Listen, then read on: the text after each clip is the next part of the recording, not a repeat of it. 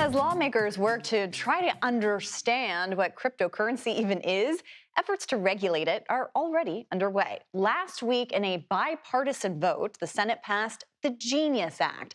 It creates this regulatory framework for stablecoins. Okay, what are stablecoins, you may ask? Stablecoins are a type of cryptocurrency that's value is pegged to an alternative asset like the US dollar or the price of gold. Earlier this week, I spoke to Chief Strategy Officer at the financial technology company Circle, Dante Disparte, and his organization supports the Genius Act. So let's start with what's probably an easy question for you, but something that I need explained to me, and think a lot of Americans do too, which is, what is stablecoin? Yeah. What does it do? Well, great. It's a great question, and I'm glad you're asking it. A stablecoin, what we offer at Circle is a stablecoin known as USDC. It is effectively a dollar uploaded onto the internet, which allows people to send, spend, save, and secure their money in an internet-connected way, which could be down to your mobile device, how you pay people internationally, and of course, lots of questions about the U.S. payment system very broadly. And so stablecoins or digital dollars is probably the simplest way to describe it, but not all of them are created equal, which is why we need U.S. laws to get passed. Okay, and I want to get to that in a minute, but how does this differ from cryptocurrency or other kinds of currencies that we've heard, or is it the same? Well, in some ways, stablecoins were born out of one of the original challenges we saw with cryptocurrencies, which was that a lot of cryptocurrencies were hyper volatile, or they subjected the end users to risk. Stablecoins, as the name suggests, were designed to be stable, and so in holding their price stable, for example, to the US dollar, they could be used as a medium of exchange, they could be used for payment systems, and they could be used more broadly in financial services. And so that's where the innovation has really born and come of age over the last 6 years. So it is a form of cryptocurrency, but it is associated with the US dollar. The vast majority of stablecoins in circulation today reference the U.S. dollar. Probably 90% of them reference the U.S. dollar, again, to varying degrees, but nonetheless, that's the core product. And stablecoins benefit from blockchain technology as the underlying ledger on which they're stored and sent. But at the end of the day, it's all about being able to send dollars outside of banking hours and to send dollars the way you and I might interact with WhatsApp or messaging platforms. It's about device-centric user control is what this allows you to do with your money. So let's talk about the Genius Act, because this is Congress's attempt to regulate this sort of thing. And Congress has had a lot of trouble trying to regulate here. It seems like they're getting close to the finish line. What exactly would the Genius Act do? So the Genius Act is a really, really important piece of legislation that has just come out of the Senate.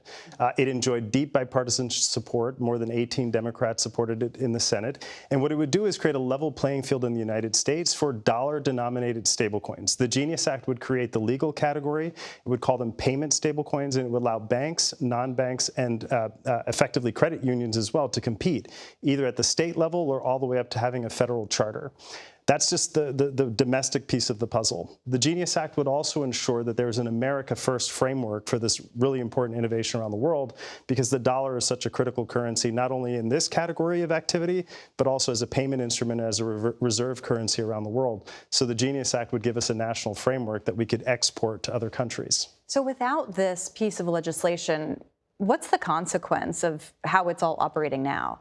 Well, one of the things that I try to run the Genius Act through was what I call the Terra Luna test. Here in Washington, D.C., there was a so-called stablecoin that entered circulation into the United States. It even bought the naming rights for our baseball stadium here, and so its logo is still on the stadium. And over the course of a weekend, that product blew up, in effect because it would have failed the Jerry Maguire Show Me the Money test, and in effect was backed by nothing at all. And so that product caused a lot of losses. The Genius Act would prevent that type of product from entering circulation in the United States. It would create very clear boundaries on what can be called a stablecoin in the U.S. and what types of reserves have to back them, including criminal liability and criminal penalties for false advertising and misreporting and all of the rest. And then the last and most important piece is it would address national security issues by creating a level playing field to banks and other regulated companies with anti-money laundering, countering the financing of terrorism, and other security issues that matter to the country. So without this, I mean, it's kind of operating as the Wild West here.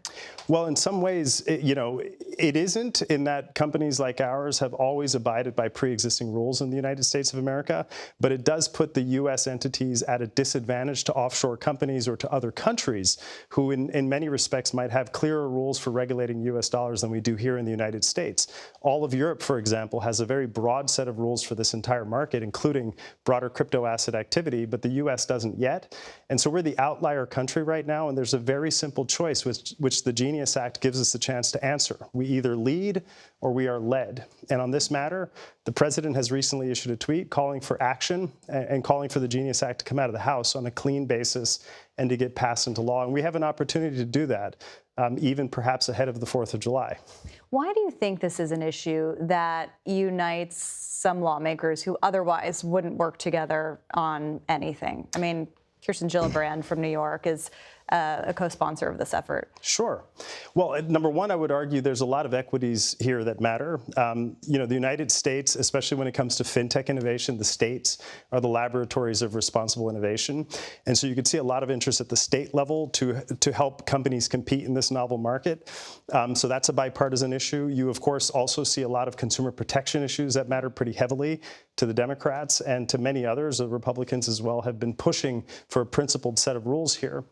And then the last, of course, is this category is an export product. And so if we want to, in fact, have a world in which the U.S. dollar has its defense and its externalities and the ability to export U.S. dollars all over the world, to be able to render a dollar on an internet-connected device is a powerful breakthrough innovation, but it has to be rules-based. And so there's no better model of protecting the role of the U.S. dollar in the 21st century than federal law. And so I think seeing how unified Congress is very encouraging because, we haven't necessarily had a lot of political unity in our country, but around this matter, there's a unity of purpose, which is rare. Rare indeed. Well, we will stay tuned to whether this makes it out of the House. But as you mentioned, the president's backing might ensure that it does. Dante, thank you so much for being here. Thank you so much. Appreciate it.